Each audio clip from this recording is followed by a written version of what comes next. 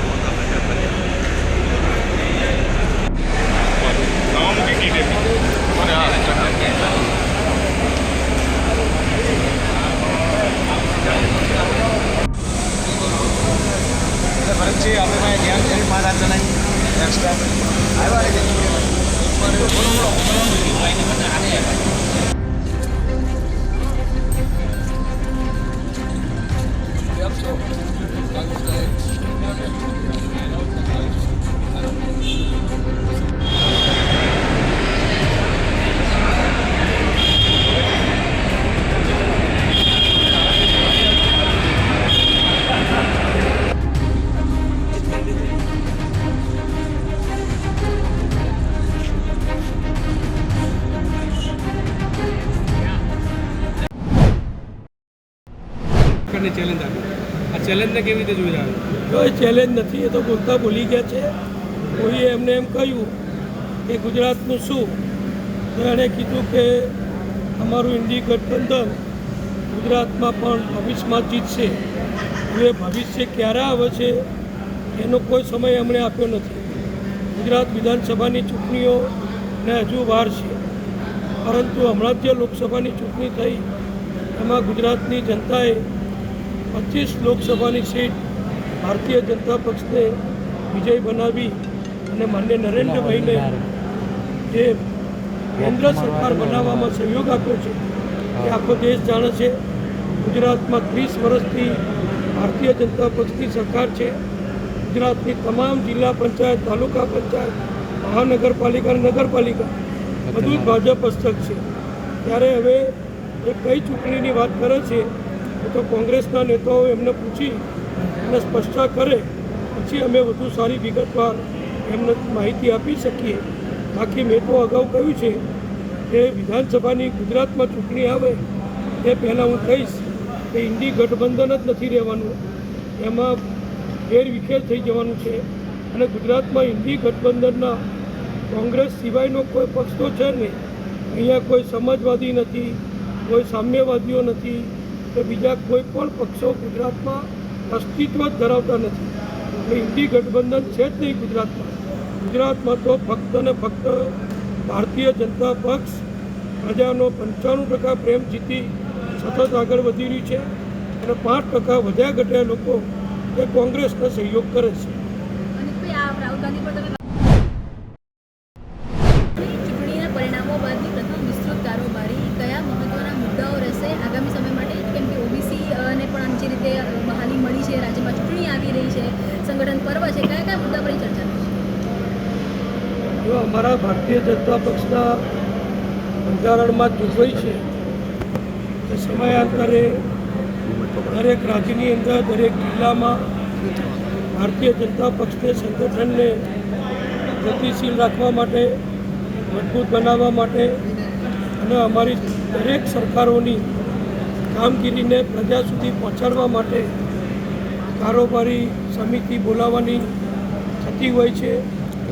એ જ પ્રમાણે લોકસભાની ચૂંટણી પછી ગુજરાત રાજ્યની ભારતીય જનતા પક્ષની પ્રદેશ કારોબારીની બેઠક આજે સાળંગપુરના પવિત્ર તીર્થમાં BAPS સ્વામિનારાયણ મંદિરના કેમ્પસમાં પરમ પૂજ્ય પ્રમુખ સ્વામી મહારાજના આશીર્વાદથી, પૂજ્ય યોગીજી મહારાજના આશીર્વાદથી વિસ્તરે આ સંકુલમાં અમારી કારોબારી આજે અને આવતીકાલે 2 દિવસ મળવાની છે, જેમાં અમારા પ્રદેશ કક્ષાના, જિલ્લા કક્ષાના અને અન્ય અગત્યના બધા જ મોરચાઓના હોદ્દેદારો ઉપસ્થિત રહેશે અને એજન્ડા પ્રમાણે જુદા જુદા વિષયો પર ચર્ચા કરવામાં આવશે. પક્ષ તરફથી જે ઠરાવો રજૂ કરવામાં આવે એ ઠરાવો ઉપર પણ ચર્ચા કરવામાં આવશે અને ઠરાવોને અનુમોદન પણ આપવામાં આવશે. એ હજુ તો એ બધું બધાને અમારી કારોબારી બેઠક શરૂ થાય એ વખતે બધું સાહિત્ય આપવામાં આવશે અને પદ્ધતિ પ્રમાણે નિયમ અનુસાર તબક્કાવાર બધા ઠરાવો ચર્ચામાં લેવામાં આવશે. બધા એમાં અભિપ્રાય પણ આપી શકશે અને એના ઉપર પછી નિર્ણય કરી અને બધા મંજૂરી આપશે.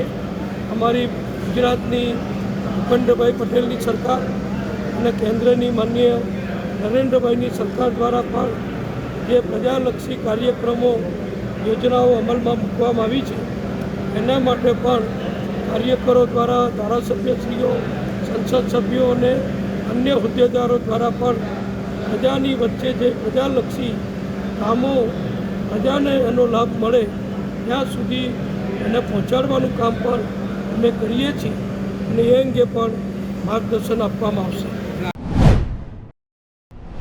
આટલા મોટા એક્સપિરિયન્સ પરથી શું લાગી રહ્યું છે કે કાર્યકારી અધ્યક્ષ આવશે કે સીધા અધ્યક્ષ આવશે?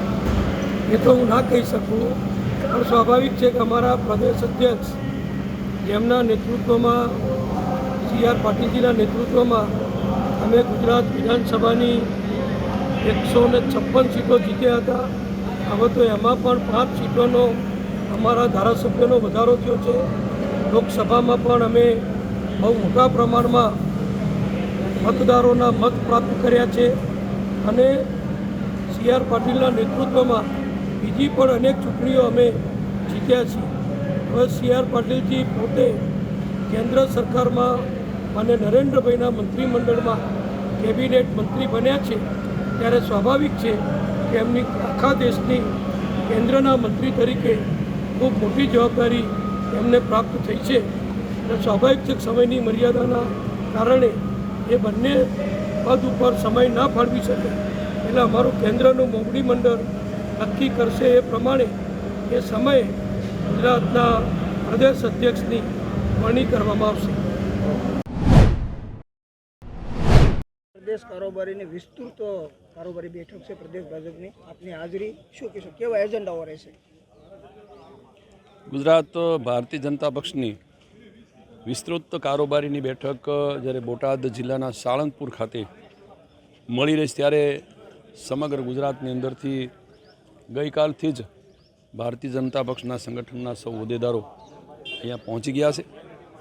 આજે રાજ્યના માનનીય મુખ્યમંત્રી ભૂપેન્દ્રભાઈ અને કેન્દ્રીય મંત્રી અને ભારતીય જનતા પક્ષના અધ્યક્ષ આદરણીય CR પાટીલજી એમની ઉપસ્થિતિમાં આ વિસ્તૃત પ્રદેશ કારોબારી મળી રહે છે એવા સમયે ખાસ કરીને ગત ચૂંટણીની પરિણામો એની પણ થોડી સમીક્ષા થશે અને આગામી દિવસમાં જે કંઈ ખાસ કરીને CR પાટીલ જ્યારે આદરણીય નરેન્દ્રભાઈના મંત્રીમંડળમાં સ્થાન પામ્યા ત્યારે અહીંયા પ્રદેશના અધ્યક્ષ તરીકેની પણ બંને જવાબદારીઓ સંભાળી શકે એવા છે, પણ છતાંય કદાચ એ અંગે પણ થોડી ચર્ચાઓ થશે અને આગામી દિવસમાં ફરી પાછું સંગઠન ખૂબ મજબૂત અને નવીનીકરણ થાય એની પણ